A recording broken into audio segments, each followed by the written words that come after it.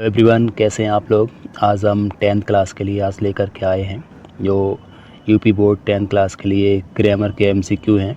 तो आइए सभी स्टूडेंट्स, आइए इस वीडियो को ध्यान से देखते हैं और जो एमसीक्यू प्रीवियस एग्ज़ाम में आए हुए हैं यूपी बोर्ड में, तो उन क्वेश्चंस को हम एमसीक्यू कवर करने वाले हैं इस वीडियो में। तो ध्यान से बने रहिएगा हमारी इस वीडियो में। और जहाँ तक आपको कोई प्रॉब्लम समस्या देखने को मिलती है तो आप हमें कमेंट कर सकते हैं। तो आइए हम डायरेक्ट शुरू करते हैं क्वेश्चन से। यहाँ पे पहला हमारा क्वेश्चन यहाँ पे ये लिया गया है। फर्स्ट क्वेश्चन है, ही spent a lot of money on purchasing costly clothes. तो यहाँ पे पूछा गया है आइडेंटिफाई द वर्ब स्पेंट। तो इसमें कुछ क्वेश्चन नहीं पढ़ना है, हमें सिर्फ इतना देखना है जो स्पेंट है वो इस वर्ड में तो पूछ रहे हैं आइडेंटिफाई द वर्ड। जो वर्ड है स्पेंट वो क्या है, क्या नाउन है, प्रोनाउन है, वर्ब है, एडजेक्टिव है, प्रेपोजिशन है। तो इसमें ऑप्शन दिया गया है ABCD करके। तो हम देखें तो इसमें जो ही दिया गया है वो सब्जेक्ट है और ये प्रोनाउन है। स्पेंट है डायरेक्ट यहाँ पे टेंस के रूप में है, तो ये क्रिया के रूप में क्रिया है, वर्ब है। तो हम डायरेक्ट हमारा आंसर बनेगा ऑप्शन नंबर C, वर्ब। तो स्पेंट वर्ड है वो आइडेंटिफाई करना है, आइडेंटिफाई मीन्स पहचानना, तो स्पेंट वर्ड इसमें है वर्ब है। अगला इसमें दिया गया है as soon as he called my name I. तो इसमें पूछा गया as soon as he called my name I. तो इसमें आई जो है उसके बाद आगे टेंस हमें क्या करना है, तो इसमें हम जो देखेंगे क्या हमें वुड रीच करना है, क्या विल रीच करना है, हैज़ रीच्ड करना है।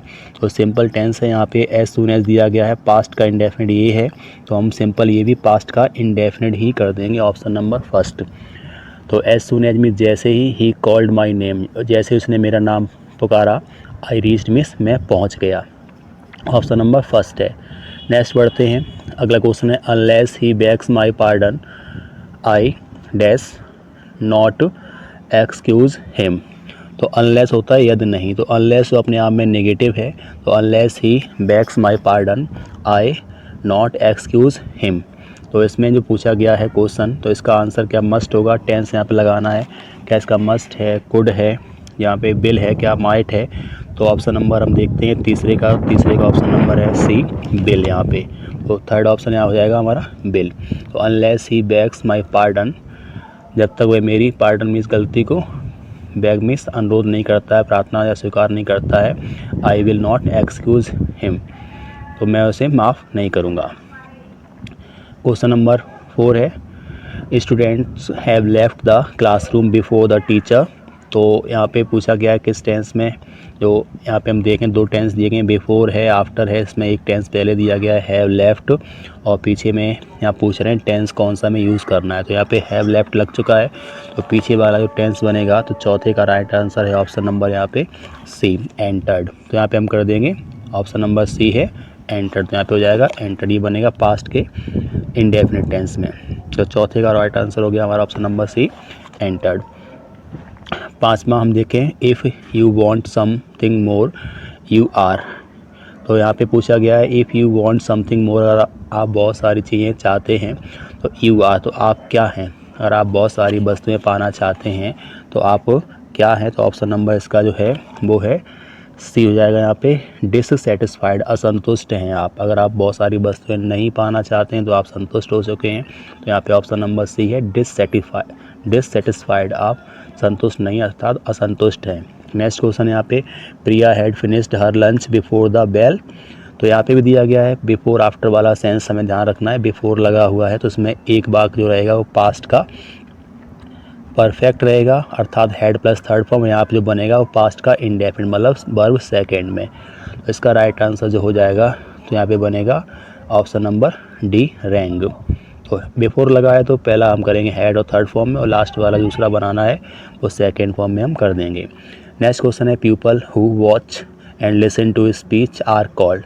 जो व्यक्ति वॉच मीन्स देखते हैं एंड लिसन मीन्स जो सुनते हैं, आर कॉल्ड मीन्स कहा जाता है। तो ऐसे व्यक्ति जो किसी चीज़ को देखते हैं और सुनते हैं उन्हें क्या कहा जाता है, तो ऑप्शन नंबर यहाँ पे D है ऑडियंस। उन्हें ऑडियंस कहते हैं, श्रोता कहते हैं। जो कोई चीज़ सुनने आते हैं, देखने आते हैं, उन्हें हम कहते हैं ऑडियंस। नेक्स्ट हमारा क्वेश्चन है, यहाँ सिंपल वही क्वेश्चन रिपीट कर रहे हैं बार बार, बिफोर लगा हुआ है यहाँ पे सेकेंड फॉर्म का यूज़ है तो हमारा बनेगा पहला वाला यहाँ पे टेंस वो बनेगा हैड प्लस थर्ड फॉर्म में, तो ऑप्शन नंबर इसका हो जाएगा सी। तो जब भी बिफोर आफ्टर का वाक्य हमारे पास आए तो बिफोर अगर कहीं लगा हुआ है तो बिफोर से जो पहले बनेगा यहाँ पे वाक्य वो बनेगा हैड थर्ड फॉर्म में, और बिफोर के बाद बनने वाला वाक्य वो रहेगा वर्ब सेकेंड में। आगे बढ़ते हैं। द बेल, ये फिर सेम रिपीट कर रहे हैं, 2024 में पूछा गया क्वेश्चन है। तो यहाँ पे द बेल है और बिफोर के बाद यहाँ पे पास्ट का इंडेफिनिट टेंस है, तो यहाँ पे पास्ट इंडेफिनिट ऑलरेडी आ चुका है और हमें पहले में यूज़ करना है पास्ट का परफेक्ट। तो यहाँ पे हो जाएगा ऑप्शन नंबर बी हैड रंग। ऑप्शन नंबर यहाँ बी रहेगा हैड रंग। तो एक हमें करना पड़ेगा पास्ट के परफेक्ट में, एक करना पड़ेगा पास्ट के इंडेफिनिट में। आइए और क्वेश्चन देखते हैं इधर। अगला क्वेश्चन यहाँ पे है 10वां क्वेश्चन है कंप्लीट द फॉलोइंग सेंटेंस, निम्नलिखित बात को कंप्लीट कीजिएगा। इसमें है I will not go to his party dash he invites me, मैं उसकी पार्टी में नहीं जाऊंगा यदि वह मुझे इनवाइट नहीं करता है या नहीं करेगा। तो इसमें हम देखेंगे क्या इसमें इफ़ करें, बट करें, अनटिल करें, अनलेस करें। तो हम ध्यान दें जो अनटिल और अनलेस है ये अपने आप में दोनों ही ऐसे वर्ड्स हैं जो नेगेटिव होते हैं, इनके साथ में नॉट लगाने की आवश्यकता बिल्कुल भी नहीं होती है। तो ऑप्शन इसका नंबर जो सी है वो हो जाएगा 10वें का option number C unless. Unless means यदि नहीं, तो I will not go to his party, मैं उसकी पार्टी में बिल्कुल भी नहीं जाऊंगा यदि वह मुझे इनवाइट नहीं करता है। ऑप्शन नंबर यहाँ पे सी है। तो अनलेस और अनटिल दोनों ही अपने आप में नेगेटिव है, इनके बाद कभी भी नॉट का यूज़ नहीं करना है। नेक्स्ट हमारा है कंप्लीट द फॉलोइंग सेंटेंस। इसमें क्या पूछ रहे हैं, this young man is true और डैश, यहाँ पे प्रेपोजिशन क्वेश्चन पूछा गया है हिज वर्ड्स, तो यह व्यक्ति अपने शब्दों के प्रति जो है वो ट्रू मीन्स सच्चा है, सही है। तो ऑप्शन नंबर 11 में पूछ रहे हैं क्या लगाएंगे, क्या एट आएगा, ऑफ आएगा, फॉर आएगा, टू आएगा। तो सिंपल से इसका आंसर है हम जो कर देंगे ऑप्शन नंबर डी है, इसमें रह जाएगा टू। तो this young man is true to his words, ये व्यक्ति अपने शब्दों के प्रति सही है, सच्चा है। तो ऑप्शन नंबर डी इसका जो है वो है करेक्ट। अगला बढ़ते हैं हम क्वेश्चन 12वां क्वेश्चन है फिल द गैप। तो इसमें पूछ रहे हैं प्रेपोजिशन के बारे में, तो हमें सिंपल याद रखना है प्राउड के बाद हमेशा ऑफ आता है, फॉन्ड के बाद ऑफ आता है, टायर्ड के बाद ऑफ आता है, डाइट के बाद ऑफ आता है, अफ्रेड के बाद ऑफ आता है, लिसन के बाद टू आता है। इस तरह हमें यूज़ करना पड़ेगा। तो यहाँ पे हो जाएगा I am proud of my students.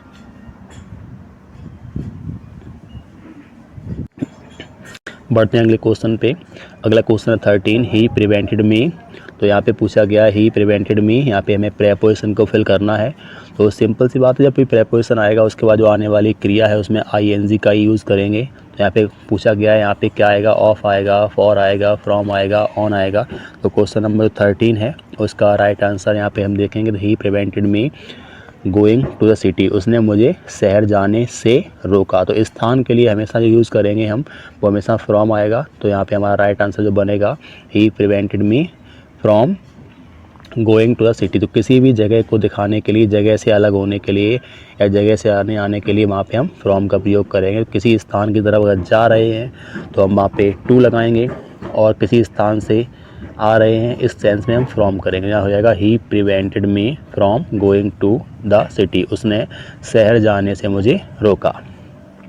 Next है बॉयज़ वर जंपिंग और द पॉन्ड। पॉन्ड मीन्स तालाब, लड़के तालाब में जंपिंग कर रहे थे। तो इसमें सिंपल रहेगा ऑप्शन नंबर यहाँ पे डी है इनटू।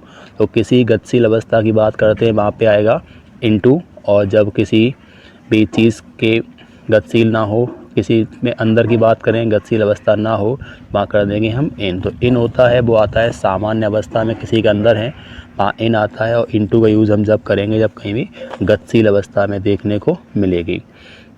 15वां क्वेश्चन है अंकित इज़ वरीड। तो यहाँ पे पूछा गया है प्रेपोजिशन का ही क्वेश्चन है, 2024 में पूछा गया है Ankit is worried dash his failure. तो अंकित है अपनी असफलता पर वो कहीं ना कहीं वरीड में चिंतित है। तो इसमें हमें क्या लगाना है, सिंपल से इसका आंसर है ऑप्शन नंबर जो इसका रहेगा वो ऑप्शन नंबर यहाँ पे है डी। तो Ankit is worried about his failure. तो अंकित अपनी असफलता के बारे में चिंतित है। नेक्स्ट है सी जंप्ड। यहाँ भी हमें जो पूछा गया है वो यहाँ पे प्रेपोजिशन फिल करना है। तो प्रेपोजिशन के बहुत सारे क्वेश्चंस आ रहे हैं लगातार। तो she jumped the well to save her child, वो है अपने बच्चे को बचाने के लिए तालाब में कूदी। तो तालाब में कूदी अर्थात तालाब में पहले से नहीं थी, इसके सेंस में यहाँ पे हम कर देंगे इनटू। तो जब कोई चीज़ किसी के अंदर पहले से नहीं है और अब उसके अंदर पहुँच जाए तो वहाँ इनटू लगाएंगे, और जो चीज़ ऑलरेडी किसी के अंदर पहले से ही है वहाँ पे लगाते हैं इन। अपॉन का यूज़ हम जब करेंगे किसी सरफेस पे, किसी सतह पर, किसी के जस्ट ऊपर कोई चीज़ पहुँच रही है तो वहाँ लगा देंगे अपॉन। तो अपॉन का यूज़ हम जब करेंगे, ऐसे बिल्ली मेज़ पर कूदी, तो मतलब बिल्ली मेज़ के ऊपर पहले से नहीं थी और मेज़ कोई सरफेस है, सतह है, तो उसके ऊपर पहुँच गई है, वहाँ लगा देंगे अपॉन। ऑन का प्रयोग हम जब करेंगे जब कोई चीज़ किसी के जस्ट ऊपर रखी हुई है स्थिर अवस्था में, तो वहाँ लगाते हैं ऑन। जैसे किताब मेज़ पर है तो वहाँ हम कर देंगे the book is on the table. तो फिलहाल यहाँ पे एक तालाब है, कुआं है, इस तरह का सेंस नदी है, तो यहाँ पे बेल मीन्स कुआं, तो कुएं के अंदर थी, वह अपने बच्चे को बचाने के लिए कूदी, इसका मतलब कुएं में पहले से नहीं थी। यहाँ पे सिंपल सा आंसर हमारा इनटू आएगा, ऑप्शन नंबर बी। नेक्स्ट देखते हैं, Mohan is taking rest a tall tree. तो मोहन है वो एक लंबे से पेड़ के नीचे आराम कर रहा है। तो जब भी किसी के नीचे की बात आएगी जिससे हम छू नहीं रहे हैं, वहाँ लगा देते हैं अंडर। तो अंडर का प्रयोग हम जब करेंगे जब किसी के नीचे हैं और उससे छू नहीं रहे हैं, वहाँ लगाते हैं अंडर। अगर हम किसी के नीचे हैं और उससे छू भी रहे हैं, वहाँ लगाते हैं बीनीथ, BENEATH। जैसे कि मेरा मोबाइल तकिया के नीचे है तो वो मोबाइल तकिया से छू भी रहा है, तो वहाँ लगाते हैं beneath, my mobile is beneath the pillow. तो फिलहाल इसका राइट आंसर है अंडर। अंडर मतलब किसी के नीचे। नेक्स्ट यहाँ पे है 18वां। तो 18वां क्वेश्चन यहाँ पे हम देख रहे हैं, वी आर प्राउड। तो प्राउड के बाद सिंपल सा हमें पता है ऑफ आता है, proud of, fond of, died of, afraid of, aware of, beware of. तो यहाँ पे हमें सिंपल सा कर देना है, ऑफ यूज़ करना है। नेक्स्ट यहाँ पे फिर पूछा गया है, प्रेपोजिशन बहुत ही आसान है, he slept a green tree. वह हरे पेड़ के नीचे, स्लेप्ट में सो गया। तो सिंपल सा आंसर है अंडर मीन्स के नीचे, वह हरे पेड़ के नीचे सो गया। तो अंडर का यूज़ हम जब करेंगे जब किसी के जस्ट नीचे कोई चीज़ है या कोई किसी के नीचे है, वहाँ लगा देते हैं अंडर।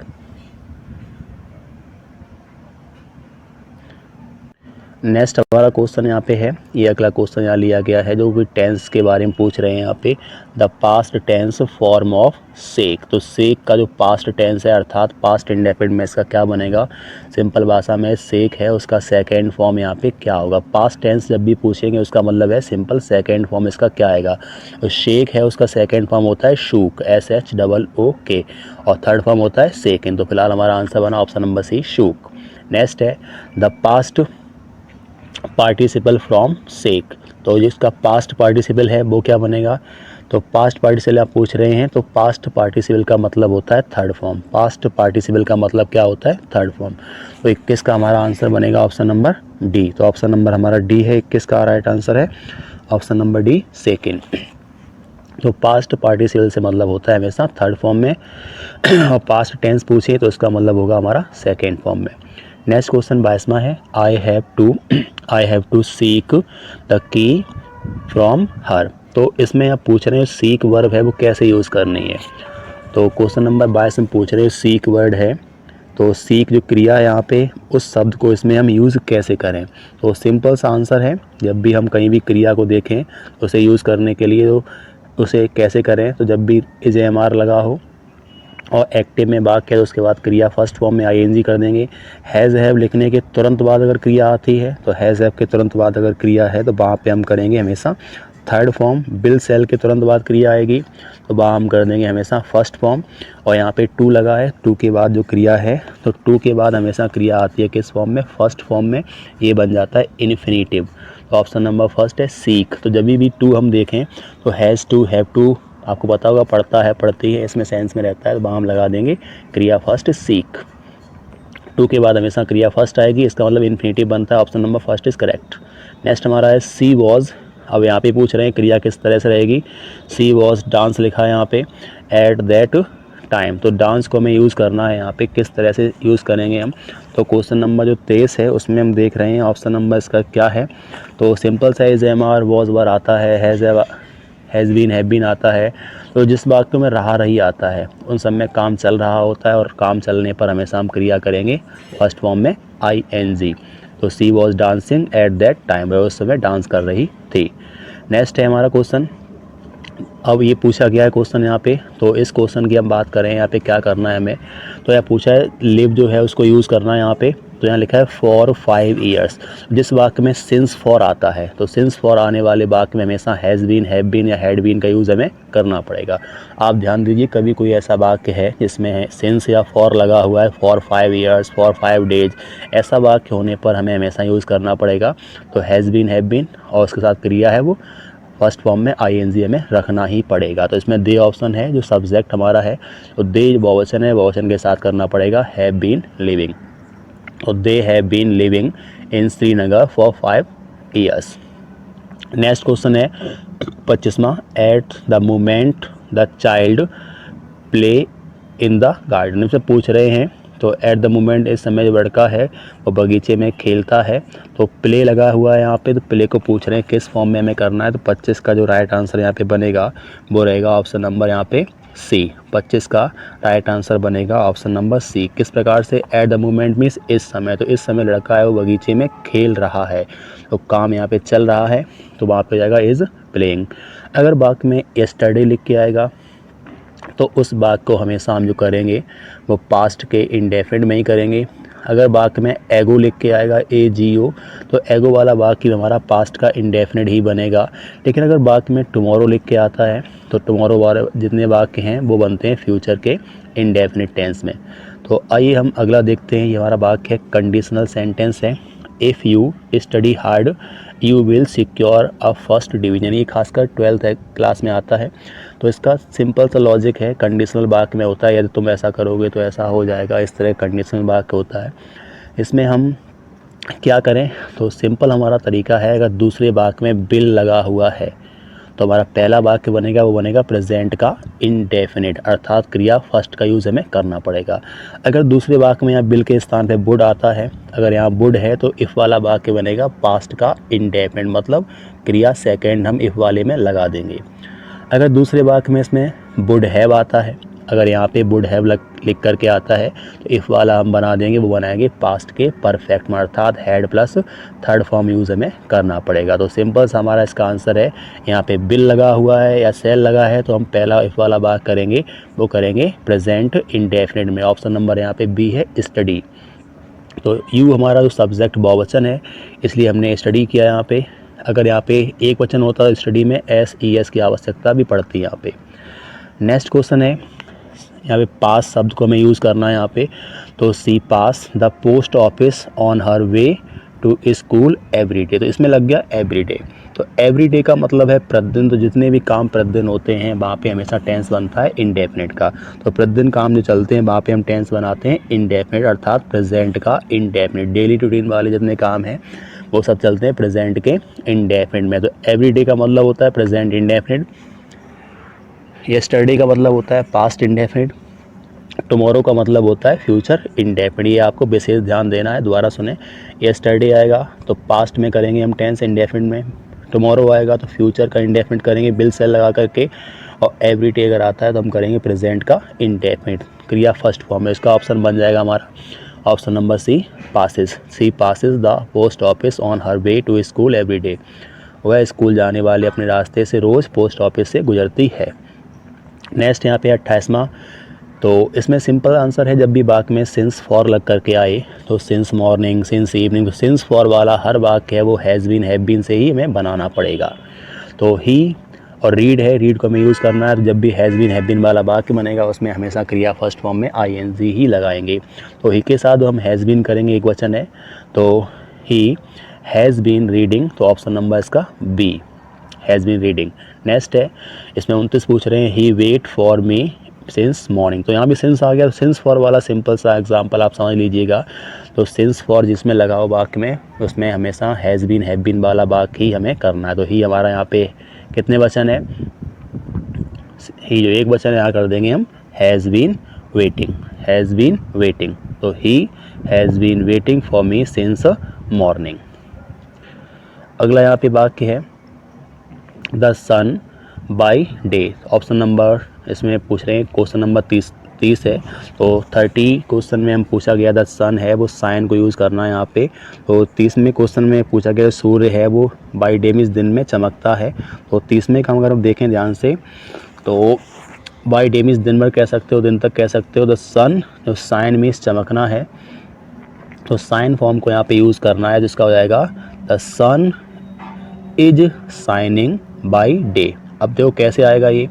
तो अगर हम देखें यहाँ पे जो हैज़ बीन रहेगा कि नहीं रहेगा, तो हैज़ बीन हैव बीन अगर होता है तो यहाँ पे सिंस फॉर जरूर आता है, ऐसा इसमें कुछ दिया नहीं गया है। अगर क्या देखें साइनिंग आएगा, अगर साइनिंग इसमें डायरेक्ट कभी आता नहीं, साइनिंग मतलब क्रिया फर्स्ट फॉर्म में ING जब ही आएगा जब इसमें is am are was were ऐसा दिया गया हो। और यहाँ पे बना है साइंस मीन्स चमकता है। तो जो काम लगभग रोज़ की बात करते हैं वहाँ ही कर सकते हैं, लेकिन यहाँ पे प्रेजेंट टाइम की बात कर रहे हैं। तो सन इज साइनिंग, ऑप्शन नंबर हमारा रहेगा वो रहेगा डी। तो 30 का ऑप्शन नंबर हो गया हमारा D, the sun is shining by day. तो 30 का ऑप्शन नंबर हमारा क्या हो गया, जो एक मिनट सॉरी, यहाँ पे 30 का option number by day means प्रतिदिन हर रोज़। तो यहाँ पे सिंपल रोज़ काम होने वाले हैं वो प्रेजेंट के इंडेफिनिट में ही बनेंगे। तो इसका राइट आंसर है ऑप्शन नंबर सी। तो 30 का राइट आंसर है ऑप्शन नंबर सी साइंस।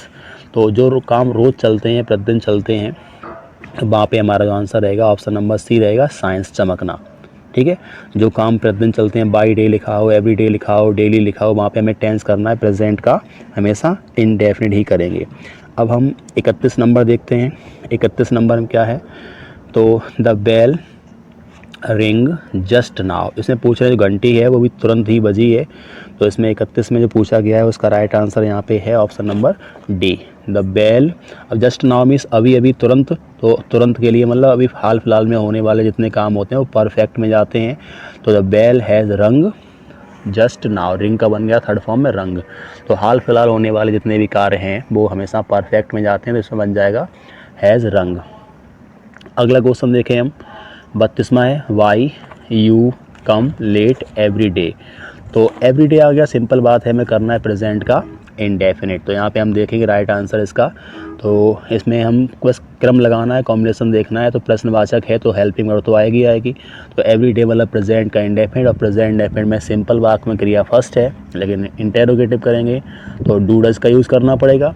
तो यू इसमें बहुवचन है, तो पहला बन जाएगा why do you come late every day. यहाँ पे राइट आंसर हुआ ऑप्शन नंबर फर्स्ट। अब हम 33 नंबर क्वेश्चन को देखते हैं। तो 33 नंबर क्वेश्चन है, उसका पूछ रहे हैं यहाँ पे व्हेन ही, जो मीट है उसको यूज़ करना है। तो when he meet you you will love you. तो सिंपल सा आंसर है। अगर इसमें दूसरे वाक्य में कंडीशन को हम देखते हुए करते हैं, दूसरे वाक्य में विल सेल आएगा तो पहला हम करेंगे प्रेजेंट के इंडेफिनिट में, वुड आएगा तो ये हम पहला करेंगे पास्ट के इंडेफिनिट में, और वुड हैव आने पर हम ये पहला वाला कर देंगे पास्ट के परफेक्ट में। सिंपल इसका आंसर हम कर देंगे, जो प्रेजेंट इंडेफिनिट हमें करना है तो इसका हो जाएगा meets, option number C. 34 number question देखते हैं, इट नॉट रेन नाउ। इसमें पूछा गया है जो नॉट रेन है उसे हम किस प्रकार से यूज़ कर सकते हैं। तो बारिश अब नहीं होती है, बारिश अब नहीं हो रही है, बारिश अब नहीं होती थी। तो नाउ का मतलब है अब। तो अब के लिए हमारे पास सिंपल सा है, इट इज़ नॉट रेनिंग। तो it is not raining now, अब बारिश नहीं हो रही है। ऑप्शन नंबर इसमें हो जाएगा डी। तो ऑप्शन नंबर इसका हो जाएगा डी। तो डी हमारा करेक्ट आंसर है। हम बढ़ते हैं अगले क्वेश्चन की तरफ। अगला क्वेश्चन हमारा 35 है, आई के बाद लिखा है यहाँ पे ब्रैकेट में not yet give up home. तो इसमें 35 नंबर पूछ रहे हैं, गिव अप जो होता है वो होता है, गिव अप मीन्स त्याग देना, होप मतलब है उम्मीद। तो मैंने उम्मीद को नहीं त्याग दिया है। तो 35 में जो देख रहे हैं ऑप्शन नंबर इसका हो जाएगा फर्स्ट बनेगा यहाँ पे, I have not yet given up hope. मैंने अब तक उम्मीद को नहीं त्यागा है। हमारा अगला वाक्य है 36। ये हमने डायरेक्ट से इनडायरेक्ट जब बनाए हैं उसमें कई बार पढ़ा है। तो वहाँ पे सत्य रहने वाली घटनाएं हैं, बातें हैं जो हमेशा रोज़ चलती हैं।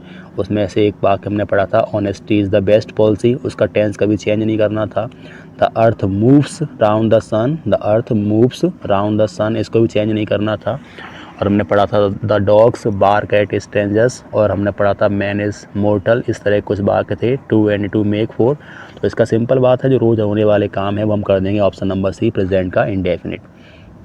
नेक्स्ट हमारे पास है the sun rise in the east and set in the west. तो रोज़ बार होने वाला काम है वो सब बनाएंगे प्रेजेंट के इंडेफिनिट में। द सन, अब इसमें प्रेजेंट इंडेफिनिट ऑप्शन कहीं है तो वो देखने को हमें नहीं मिल रहा है कि मिल रहा है। तो अगर हम देखें प्रेजेंट इंडेफिनिट बनता है क्रिया फर्स्ट फॉर्म में एस या ई एस लगाने से, तो सिंपल ऑप्शन है B, rises. The sun rises in the east, सूर्य है वो पूरब में निकलता है और पश्चिम में अस्त हो जाता है। नेक्स्ट हमारा क्वेश्चन है 38, उसमें पूछ रहे हैं he suffer from malaria since day before yesterday. तो सिंस फॉर सिंपल सा लगा हुआ है, तो सिंस फॉर का मतलब ही होता है has been, have been, had been. तो 38 का हमारा जो राइट आंसर रहेगा वो रहेगा option number first A, has been suffering. तो ही है, एक वचन है, तो एक वचन के हिसाब से हमें यहाँ पे जो यूज़ करना है वो हम यूज़ कर देंगे यहाँ पे। तो हमारा ऑप्शन बनेगा he has been suffering from malaria since day before yesterday, परसों से वह मलेरिया से पीड़ित रहा है। नेक्स्ट है एवरी, लग गया साफ साफ, तो एवरी का मतलब ही होता है प्रेजेंट का इंडेफिनिट हमें करना है। तो 39 का राइट आंसर बनेगा ऑप्शन नंबर जो है वो हो जाएगा यहाँ पे बी। तो राइट से यहाँ पे है वो हमारा करेक्ट आंसर बन जाएगा यहाँ पे। तो he writes to me every month. अगला बढ़ते हैं हम क्वेश्चन, ऑप्शन नंबर इसका जो है वो ऑप्शन नंबर हो गया बी, राइट्स। नेक्स्ट क्वेश्चन देखते हैं हम, हमारा अगला क्वेश्चन है। तो यहाँ पे हम देख रहे हैं क्वेश्चन पढ़ने पहले, where dash he to play in the evening. तो यहाँ पूछा गया है वेयर डैश ही, तो यहाँ पे हमें शुरुआत वाला जो पहला कॉलम है यहाँ पे हमें टेंस को भरना है और यहाँ पे हमें क्रिया को करना है। तो सिंपल सा है, तो where has he gone to play in the evening, वह शाम को खेलने के लिए कहाँ जा चुका है। तो 40 का ऑप्शन नंबर हो जाएगा हमारा बी। तो ये कुल मिला के हमारा 40 का ऑप्शन है बी कर सकते हैं यहाँ पे।